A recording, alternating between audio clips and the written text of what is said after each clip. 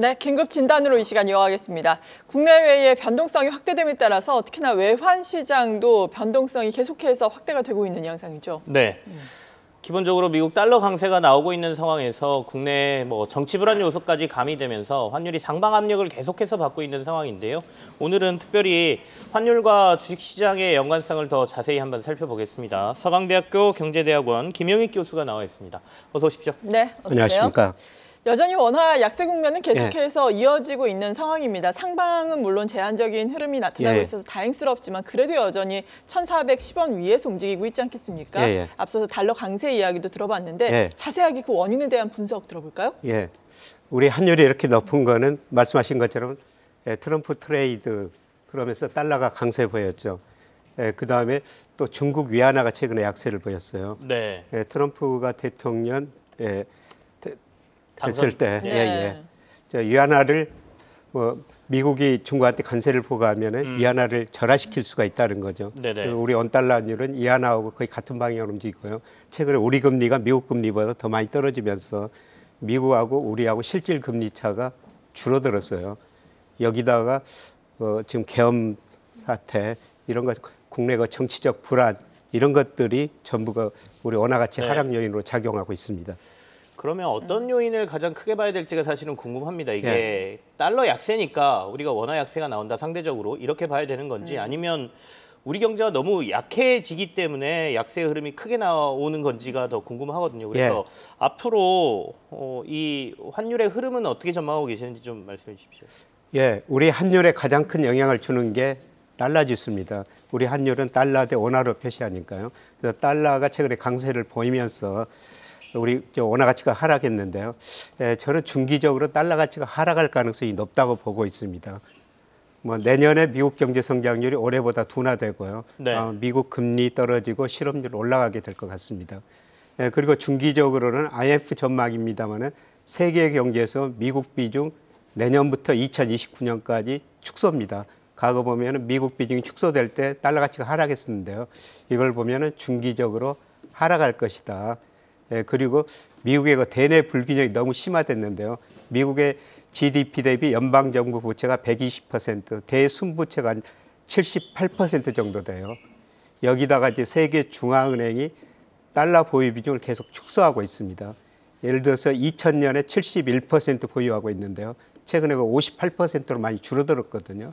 이런 여러 가지 요인을 고려할 때 중기적으로는 달러 가치가 하락하고 원화 가치는 상대적으로 오를 수 있다. 그렇게 보고 있습니다. 네. 그리고 달러화에 대한 위안화 환율도 지금 1년 내 최고치까지 올랐다라고 들었거든요. 그 원인은 어디에 있겠습니까? 최근에 중국 경제가 별로 안 좋습니다만은 트럼프가 앞으로 중국산 수입 상품의 관세를 한 60% 부과하겠다. 그러면 이제 중국이 대응할 수 있는 방법이 위안화 가치를 절하시키면 되거든요. 그래서 60% 관세를 부과하면 극단적인 경우입니다만은 중국이 위안화 가치를 60% 절하시키면은 관세 인하 효과가 없어지는 거죠. 그래서 앞으로 그 한일 전쟁이 심화될 것 같습니다. 우리 중국 의존도가 높기 때문에 그림에 나오고 있습니다만은 이안 달러 환율하고 원 달러 환율은 거의 같은 방향으로 움직여요. 그렇죠. 이게 우리 원 달러 환율의 아마 내년에 가장 큰 리스크일 것 같습니다. 중국이 제가 생각하는 그 정도는 절하시키지 않을 것이지만은 트럼프 관세 부과에 따라서 어느 정도 절하시킬 수가 있을 것 같습니다. 이거는 원화 가치 약세 요인이다 그렇게 볼 수가 있을 것 같습니다. 좀 고민이 되는 상황입니다. 그렇죠. 그렇다 보면 금융당국도 이제 기준금리 정책에 있어서 신경 쓸 게 훨씬 많아지지 않습니까? 방금 전에 말씀하신 것처럼 이제 환율 전쟁에 들어간다 그러면 우리도 원화 가치를 마냥 보호할 수는 없는 상황이고 원화 약세를 이끌어야 되냐 이런 부분도 논란이 될 테고요. 경기 상황을 보면 금리 인하는 당연한데 또 너무 원화 약세가 나오면 그것도 문제가 될 테니까 어떻게 보십니까? 이 한미 금리 차도 신경을 써야 되고요. 그렇습니다. 최근에 원화 약세 요인 중에 하나가 우리 기준금리 인하했고요. 우리 시장금리가 많이 떨어졌어요. 근데 오히려 미국 시장금리는 10년 국제수익이 올라버렸지 않습니까? 그런데 그 금리 차가 앞으로는 조금 줄어들 가능성이 있습니다. 우리 금리는 미리서 많이 떨어졌기 때문에 여기서 시장 금리는 제가 보기에 더 이상 떨어지기는 힘들어 보입니다. 그러나 미국 금리는 국제 수익률 한때가 4.4%까지 올라갔습니다만은 내년에 미국 경제 성장을 둔화되고 물가 상승을 둔화되면은 금리 떨어질 수밖에 없습니다.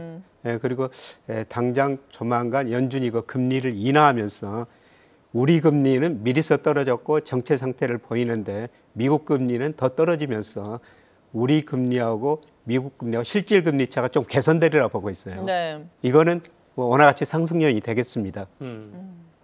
그리고 오늘 아침에 또 10월 경상수지 97.8억 불 흑자를 나타냈다라는 네네. 소식도 전해졌습니다. 예. 자동차와 또 예. 반도체의 수출 여전히 좋았다라는 부분인데 예. 이러한 경상수지 같은 경우에도 환율에 영향을 미치지 않습니까? 예, 그렇습니다. 뭐 98억 달러 10월에 흑자 났고요. 네. 뭐 10월까지 보니까 올해 그 724억 달러 흑자 났습니다. 한국은행이 올해 경상수지 흑자를 최근에 경제 전망하면서 900억 달러 정도로 날 것이다. 네. 그렇게 수정 전망했는데요. 예, 그런데 10월까지 보니까 900억 달러를 다소 넘어설 것 같습니다.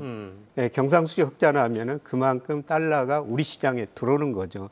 물론 경상수지 흑자가 과거보다는 우리 환율의 영향은 좀 줄어들었어요. 왜냐하면 우리가 경상수지 흑자로 벌어들인 돈 가지고 해외 직접 투자하고 우리가 해외 증권 투자를 많이 합니다. 네네. 예, 그래서 경상수지 흑자로 들어온 돈이 증권 투자, 직접 투자로 많이 나가기 때문에 예, 그래도 경상수지가 환율에 미치는 영향은 줄어들었습니다만 그럼에도 불구하고 네. 경상수지 흑자라는 거는 달러 공급 요인이기 때문에 예, 저는 원화 가치 상승 요인이 될 거로 보고 있습니다. 수출이 괜찮은 거는 분명한 원화 가치 상승 요인으로 작용한다. 예, 근데 그렇습니다. 예. 예전보다는 이제 영향이 좀 줄어들었단 예, 말씀이세요. 그렇습니다. 국내에 머무르지 않고 이걸 가지고 해외 투자들을 많이 하시기 때문에 예. 달러가 그렇죠. 좀 빠져나가거든요. 또 하나 변수는 일본 아니겠습니까? 예. 일본은 이제 아까 환율 전쟁에 본격적으로 다른 나라들이 참전할 것 같다라는 예. 얘기는 자국의 화폐 가치를 떨어뜨리고 싶어 한다라는 건데 일본은 예. 지금 약간 반대지 않습니까? 예. 금리를 올리려고 하고 있고 그러다 보면 일본의 엔화 가치는 올라갈 텐데 예. 그러면 엔캐리 트레이드 청산과 관련된 문제가 또 나올 것 같거든요. 어떻게 예, 그 예상하세요? 문제는 한번 앞으로 나올 것 같습니다. 네. 예, 엔달러 환율을 결정하는 가장 그 중요한 요소가 미국의 10년 국채 수익률하고 일본 10년 국채 수익률 차이거든요. 예, 그런데 최근에 미국 10년 국채 수익률은 오르고 일본 10년 국채 수익률은 약간 올랐습니다만은 덜 올랐어요. 예, 그런데 앞으로 미국은 금리를 계속 인하해야 될 상황이 되고요. 그렇죠. 예, 일본은 물가 상승이 2% 넘으니까 아마 금리를 인상해야 될 것 같습니다. 예, 그렇다면 미일 10년 국채 수익률 차이가 축소되면서 엔화는 강세 보일 거라는 거죠. 이런 기대가 작용하면서 예, 지난 8월 초에 엔캐리 트레이드 청산이 있었습니다. 네네. 또 언젠가는 이런 위험은 한번 좀 남아 있는 것 같습니다. 상대적으로 그러면 강도는 많이들 이전에 많이 청산됐기 때문에 예. 다시 오면 그때만큼의 강도는 아닐 거다 이렇게 얘기는 하는데 예. 그렇게 봐도 되겠습니까? 예, 지난번 충격을 네. 뭐 큰 충격이 왔습니다만은 어느 정도 우리가 한번 경험했기 때문에 네. 뭐 약간의 그 충격은 올 것 같습니다. 그 정도 충격은 저는 아니라고 보고 있습니다. 그렇군요. 그리고 내년에 이제 트럼프 2기 행정부가 본격적으로 출범을 하게 됩니다. 1기 행정부 때를 되돌아본다면은 달러화에 대한 원화 환율 어떻게 움직일 것으로 예상하고 계십니까? 예, 트럼프 일기에 달러 가치가 좀 올랐었어요. 예, 그런데 중기로 가면서 달러 가치가 하락했었거든요. 예, 그런데 그때 그 상황을 보면은 트럼프가 관세를 전 세계, 특히 중국에 많이 부과했었죠. 그렇죠. 예, 그런데 오히려 대중 무역 적자는 그 이전 5년보다 트럼프 일기 때 오히려 더 확대돼 버렸어요. 예, 그만큼 중국에서 수입하는 상품을 미국에서 싸게 생산할 수 없다는 겁니다. 예, 그리고 미국의 경상수지 적자도 오히려 더 늘어나 네. 버렸어요. 예, 그러다 보니까 달러가 약세됐는데요. 저는 이번에도 마찬가지라고 보고 있습니다. 예, 지금 전 세계에 관세를 부과한다고 그러지만은 네. 월마트에 진열된 상품의 거의 48%가 중국산이라고 그러는데요. 그거를 미국에서 생산할 수가 없어요. 트럼프가 그만큼 관세를 부과할 수는 없고요. 예, 그다음에 이번에 트럼프가 대통령 당선된 이유 중에 하나는 주로 그 중산층들이 많이 찍어줬다는 거거든요. 네. 예, 중산층의 그 실질 소득이 거의 정체되고 있어요. 예, 그런데 만약 관세를 부과하고 물가가 오르면은 중산층이 살기가 더 힘들어지죠. 이런 의미에서 저는 그렇게 관세를 많이 부과할 수 없다. 예, 그리고 미국의 무역 적자는 계속 늘어난다. 예, 미국의 무역 적자가 늘어나는 건요. 또 법인세 인하한다고 그러지 않습니까? 네. 그러면 단기적으로 정부 부채 늘어날 수밖에 없어요. 예, 그리고 예, 미국은 구조적으로 소비가 투자보다 많은 나라입니다. 그래서 저축률이 낮기 때문에 저는 이런 걸 고려하면은 미 달러 가치는 미국의 대적자는 더 늘어나고 달러 가치는 중기적으로 하락할 가능성이 굉장히 높다. 이런 측면에서 뭐 달러 가치가 하락하면 원화 가치는 상대적으로 상승하게 되는 거죠. 중장기적으로 봤을 때 초반에 나타나는 달러 강세는 트럼프 정부가 본격적으로 출범하고 나면 약세로 전환될 가능성이 높다 이런 그렇습니다. 말씀이시고 보편 관세의 강도는 예상보다는 낮을 가능성도 있다라는 말씀으로 이해가 됩니다. 어쨌든 세금이라는 게 우리가 이제 두 가지죠. 그러니까 내부에서 걷는 세금, 밖에서 걷어들이는 세금. 그러니까 밖에서 걷어들이는 세금이 관세인데 내부 것 깎아주니까 밖에서 세금 많이 걷겠다는 게 이제 트럼프 정책 아니겠습니까? 근데 이제 그 부분에 있어서도 문제가 좀 있어 보인다라는 말씀이세요. 환율을 중심으로 오늘 저희가 얘기를 했으니까요. 그렇다면 이제 환율 전망을 놓고 우리가 주식시장하고 연관시켜서 보면 이렇게 계속해서 원화 약세가 나오면 주식시장은 어떻게 전개될 걸로 예상하세요? 지금 우리 정치적 상황이 아직도 굉장히 불확실성이 높은 것 같습니다. 그래서 단기적으로는 환율이 여기서 더 올라갈 수가 있어요. 환율이 올라간다고 생각하면 외국인들이 또 주식을 팔고 우리 주가도 떨어지겠죠. 그런데 제가 보기에는 앞서 말씀드렸습니다마는 미 달러 지수 약세, 원화 가치 아마 내년부터는 저는 상승하리라고 보고 있어요. 당장 내년 1분기부터는요. 원화 가치가 상승하리라고 기대하면 그동안 외국인들이 주식을 많이 팔았는데 외국인들이 전 우리 주식을 사리라고 보고 있습니다. 저 그림에 제가 환율은 역축으로 그려놨습니다만 제가 보기에는 지금 코스피도 저평가, 원화 가치도 저평가.